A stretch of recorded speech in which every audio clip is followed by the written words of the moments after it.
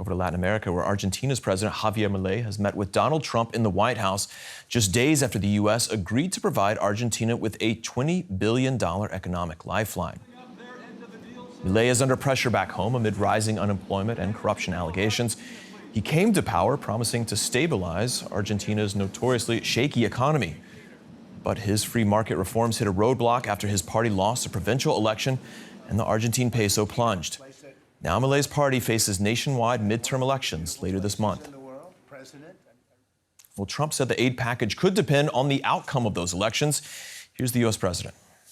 And, you know, our approvals are somewhat subject to who wins the election, because if a socialist, or in the case of New York City, a communist wins, you feel a lot differently about making an investment. I think, Scott, you'd feel that if somebody that had no chance, in other words, if somebody wins and has no chance of ever having a great economy because of that philosophy, you would put a halt to what we're doing.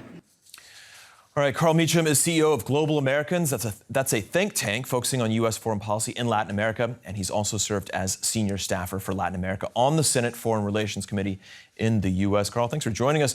Days before Argentina's midterms, and Trump seems to be saying that a bailout really depends on Milei's re-election. This is blatant political intervention from the U.S., isn't it? Well, it is a pretty direct way of being involved, I would say, in what's happening in Argentina. But I'd say the timing says it all. I think less than 2 weeks before Argentina's midterms, which are on October 26th, Trump rolls out a $20 billion bailout. And these aren't presidential elections, as you know, in Argentina.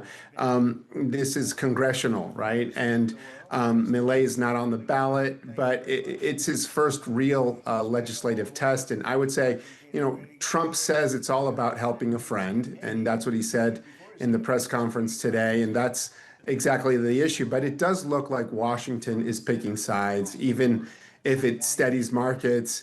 It's a campaign ad disguised as policy. And across the region, I think leaders will read this as direct political intervention from Washington, and the perception will linger. These kind of bailouts we usually see from the International Monetary Funds, that's the IMF, and they're often unpopular. First, I want to ask you, can you identify a U.S. interest in bailing out Argentina? Well, Washington says it's all about stability and strategy. It's buying pesos. It keeps Argentina from sliding into crisis, right?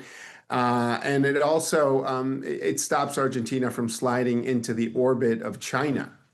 For the U.S., it's also a way to regain influence, protect access to lithium and copper, and show that the United States is back in the region.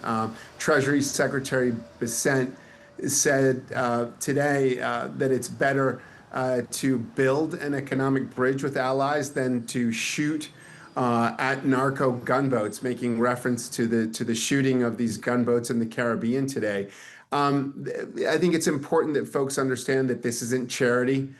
This is definitely leverage. A stable Argentina helps Washington showcase economic power as a substitute for military intervention. Are we seeing any kind of minerals agreements or any explicit details tied to this bailout, essentially?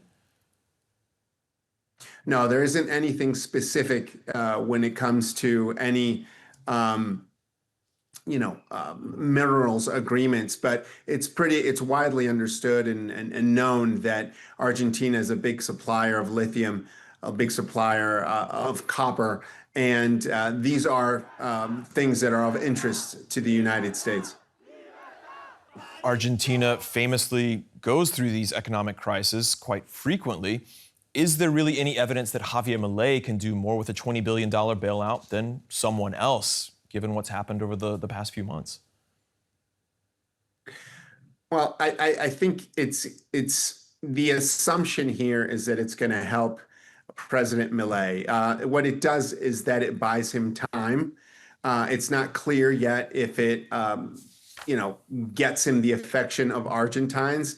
I think markets are may calm, but voters are still hurting. A bailout can't just fix inflation and the prices at grocery stores. I think the Treasury says it's ready to take whatever exceptional measures are warranted, which is pretty extraordinary for a foreign country, and in a midterm in a foreign country. If Milei wins, Trump can claim victory. If he loses, Trump is just going to walk away.